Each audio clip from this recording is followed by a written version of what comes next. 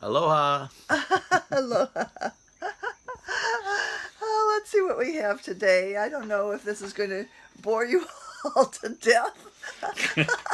Bore Jack when I told him, but I've been reading Robert Frost. I really enjoy Robert Frost and his exquisite use of words. Of course, as some of you may know or remember, uh, JFK chose Robert Frost to deliver one of his poems, quite a lengthy one, to actually write a poem for the inauguration.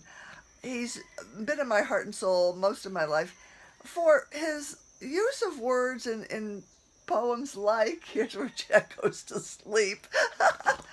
Whose woods these are, I think I know. His house is in the village, though. He will not see me stopping here to watch his woods fill up with snow.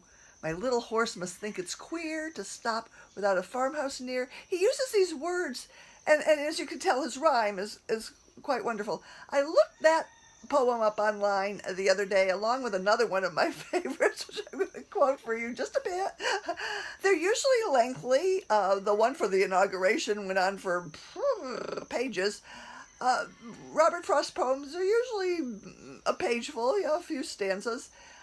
The other one I like is two roads diverged in the yellow wood, and sorry I could not travel both and be one traveler. Long I stood, looking down one as far as I could to where it bent in the undergrowth. You see the use of words, I just love it.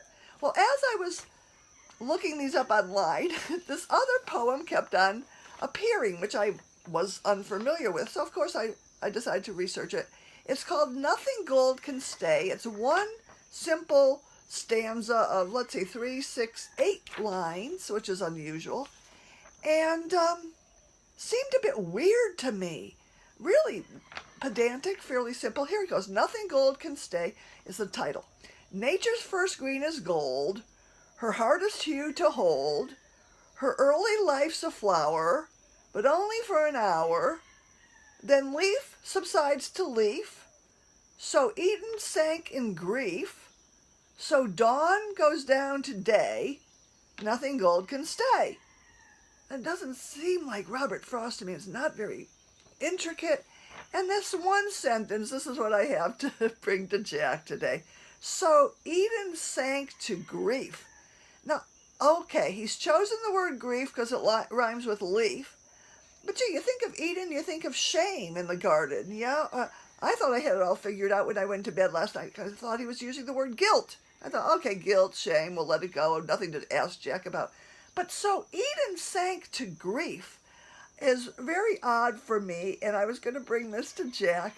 What about that makes sense at all?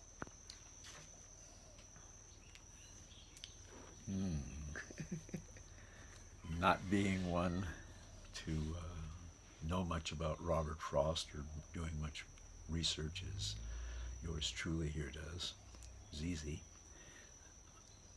All I can share is that I believe, my initial feeling is that he's talking about the grief of loss, that grief is always part of a scenario when we are in life. It's an ongoing cycle. So again, he chose the word grief because it rhymes with leaf, but the grief aspect I'm feeling is to do with the cycle of life, and that there's anyone that's has a garden and has to do weeding, and if they have chickens on the property, they have to replace the rocks.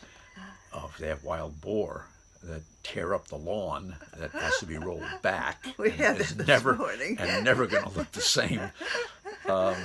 Understands the grief of what was beautiful when I went to bed last night. I woke up this morning, it looked like bombs had gone off on the property. Things were so disruptive. So I'm guessing that's what he meant by the grief, that nothing stays, nothing is permanent. Gold can't stay in the leaf forever. It falls, it turns to compost, and the compost helps fertile other growth, be it itself and or any other weed or plant that is taking hold and root in the soil. That's the soil being life, the life being eternal.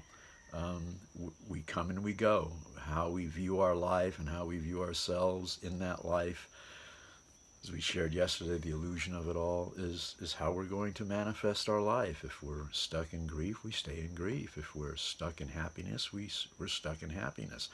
Being totally happy all the time is impossible, because you have to have a counterpoint, like music. You have to have other notes within the song or the music in order to make it interesting. If it was just one note, happy, ding, it'd get boring very quickly. But the fact that it goes, He sings so nice, doesn't he?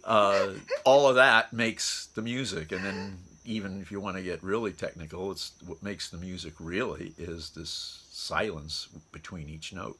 The amount of silence makes the music. Otherwise, you've got a constant sound. So that's, I believe, what he's talking about, the grief and the gold can't stay. Huh, great point, yeah. All right, folks, that's it for today. Let's leave on a happier note. Aloha. Aloha. Oh, we'll post this poem down below, by the way, so you can see what I was curious about. Aloha. Aloha.